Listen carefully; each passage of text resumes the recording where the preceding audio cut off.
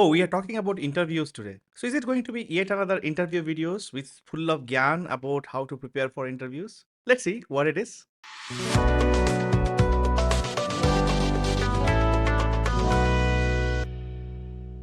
Hey, this is Tapas, and I would like to welcome you to my channel tapaScript, where you learn things fundamentally and conceptually. Today, we are not going to talk about anything technical, but this topic is much important that, or equally important to any other technical topic that we want to discuss. We're going to talk about interviews. So, when you're going to talk about interviews, I don't want to bore you with certain bookish examples, certain pointers which you may be knowing already. Rather, I want to share my experience. So, when I'm talking about my experience, I think it's good that I give some background about it. I have spent over 18 and a half years in software industry, building people, building project, building products for various customers. And in that tenure, I had the opportunity to interview people almost for 12 years. So in these 12 years, I have interviewed enormous number of people, both from the technical and the managerial ground of view. I'm going to share all those aspects that whatever I used to expect, I want to share all those aspects that I have observed in all those interviews with you in this video so that you get a greater value of it, you get the benefit out of it. Before we get started, a usual request of me to you that if you have not subscribed to this channel, it's time that you subscribe to this channel. Also, you can join tapaScript as a member so that you get advantage of member-only videos, member-only chat, and member-only live. So without any further delay, let us get started with certain mistakes that you should never make in an interview. The first thing I want to touch is about the interview preparation itself. So if you are going for an interview, you have to make sure that you do some preparation. You make some preparation about it. Now, this preparations, of course, it comes from the technical and the domain perspective. You are going for an interview, and if the interview is for a positions like for a director or for an architect or for a junior or senior developer, you know what exactly they are expecting. And in case you are not aware, you can always ask back, what is the job description look like? And based on the job description, you make sure that you prepare for the interview. Apart from your technical and the domain related preparation, you also need to make sure of a few more preparation. For example, if your interview is happening remotely, you have to make sure that for the remote interview to happen peacefully and well, all the equipments, all the related things are working well. The audio setup is fine. You have a video, moderate amount of things that interviewer can view you and can listen to you peacefully.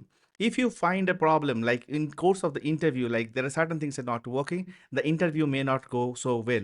You might become nervous, and at the same time, not everyone is having so much time in their hand, right? The interviewer also may get frustrated and they want to reschedule it for a later point of time, or they may not even reschedule it at all with you. So make sure these are small things that everything is working. The other thing about preparation is knowing about the company profile. The company that you're going to interview for, know about the company at least to some extent. Go to their website, try to check like what they do, see like what is the domain they work on, see like if there is cultural information that you find.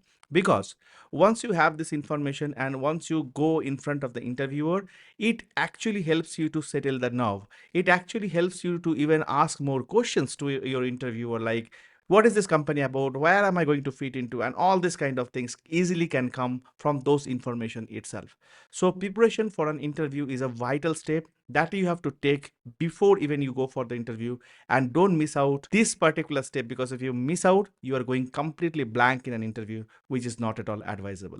Have you heard the phrase, the first impression is the last impression? Yes, in interview, this matters a lot. When you get inside an interview, whether physically in a room or on remote, the first impression matters a lot. The first impression is about looking into the eyes of an interviewer. How do you welcome the interviewer? How do you introduce yourself to the interviewer? How are you listening to the things that an interviewer is telling you?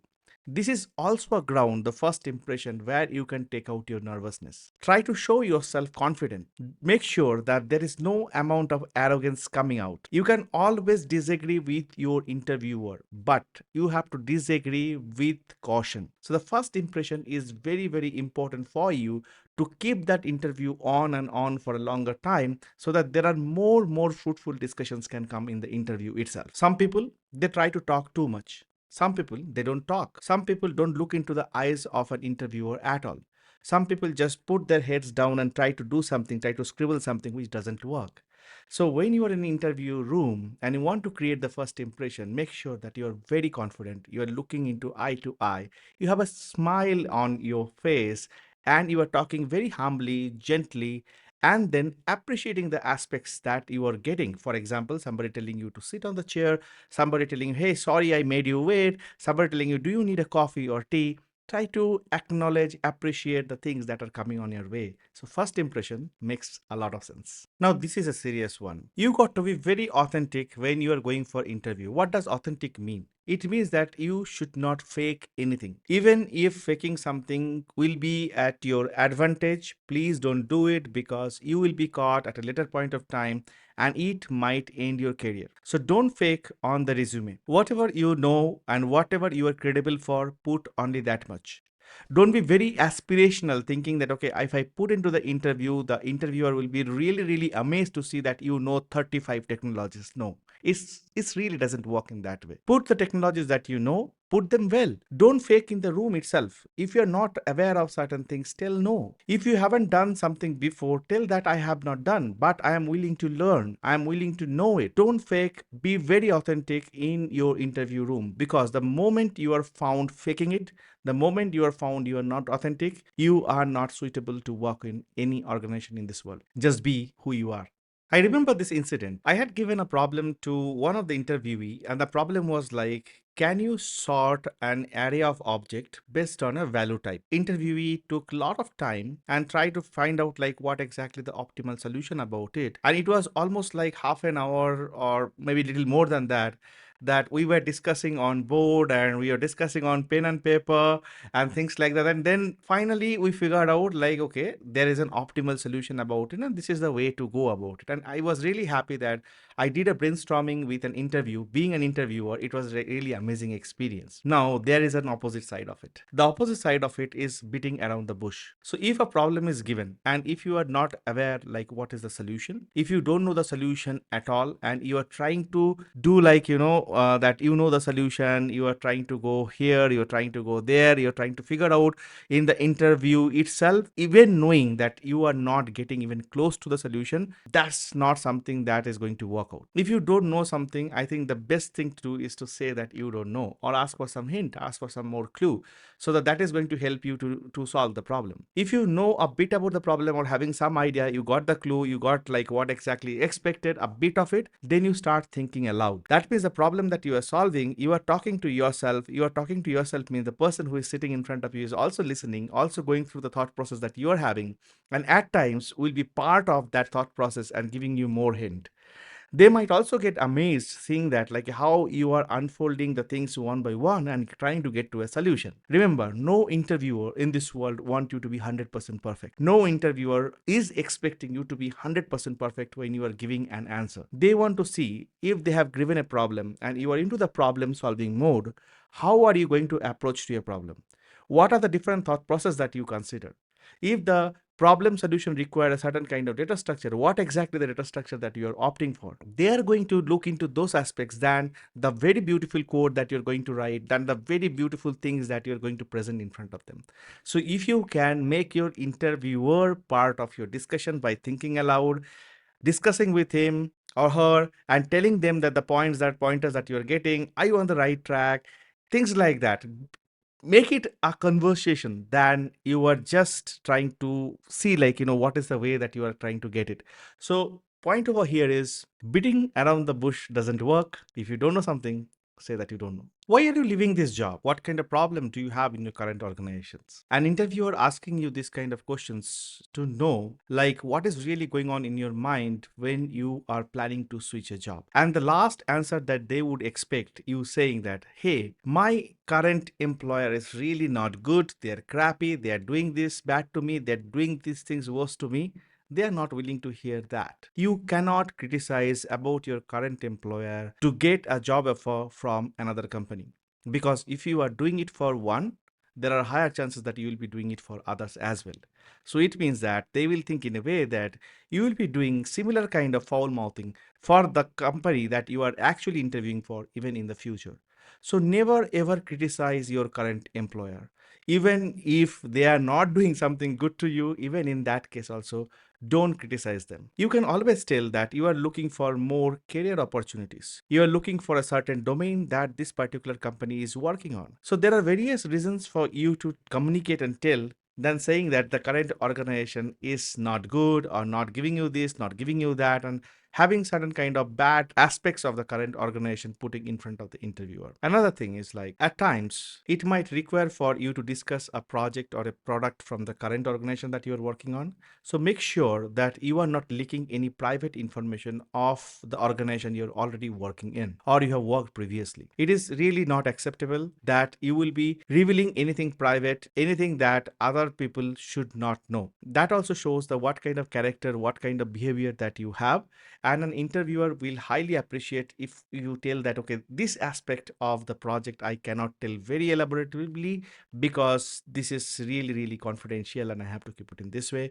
There is no harm if that situation arises. Tell me about yourself. A very frequently asked interview question, isn't it? And this is the question where you have the highest chance of promoting yourself. In my experience, I have seen many good candidates, they never promote themselves. What exactly promoting means? So when it is asked that, tell me about yourself, of course you tell like what you do. You work in a company, you are from that particular country, you have this kind of background, education, all these things, you have certain hobbies and all these things. But there could be certain things beyond that that might become your identity one day, or it is already your identity which you are not revealing. For example, you like to do technical blogging. It's a great aspects if you can bring in your interview while introducing yourself. Or you work in your community as a person who kind of help organize events and things like that. That is a great pointer for you to bring in. Or you have a YouTube channel where you share a lot of knowledge or do some kind of vlogging. Great, it's a great point for you to bring in. So it is not just about the things related to your job. If your identity is something beyond that, or you want to do something in future and you're already pursuing it, please bring that in your introduction. So sell yourself, promote yourself in an interview, because that gives you that extra edge against everybody else who are also coming from a similar background for the same interview and the same job post. Do you have a question? I remember asking this to almost every candidate that I've interviewed in my life. And many a cases I have not got back any answer saying that, hey, I have these questions. They told that I don't have any questions or I don't have anything to ask further. When an interviewer asking you, like, do you have a question? It's your opportunity to connect back to that interviewer again, even if your interview was not that great. You still have a chance to put forward your point certain way through these particular questions. If this questions is not asked to you, even then you can pitch in saying that, hey, I have a couple of questions, may I ask? Now, when this question is asked to you, do you have a question? Usually you ask about the company. You ask like how they operate. You ask about the position they are hiring for. You ask the things that you want to know about your job, but you never ask how was your interview. You don't ask whether you will get selected or not. Nobody is comfortable. Nobody will be comfortable to give you an answer to that regard, because they might not want to reveal the interview score or the interview result right away in front of you. They might have to assess it further with other people. Don't ask those kind of questions. Also, another thing, it happens a lot of time. Don't ask your interviewer to solve a problem. I mean, this is your interview. It is not the interviewer interview. I think sometimes people go really overboard thinking that, hey, if I just challenge the interviewer or if I just give interviewer to solve a problem, they might think, oh, I am really a cool champ. No, it's not the case. Certain people may take it really offending way. See, everyone may not know everything, including you who are coming for the interview, or including the interviewer who actually taking the interview. Now, don't challenge your interviewer or don't try to give them back something to kind of solve. Those are the things may not go really well. The last thing for today's video is about the salary. When it is asked to you that how much do you expect for this position, so what is your salary expectation, a very big mistake that individuals do, they really don't tell what is in their mind. They think that if we keep quiet, they will probably give us the best. You can assume that, but it may not happen for all the organization. You should go to an interview with some minimalistic expectations. If you're already working in a company, you should not just go and say like, hey, whatever I am getting, just pay me that. I'll be really lucky to work in your organizations. No, you should actually ask for more.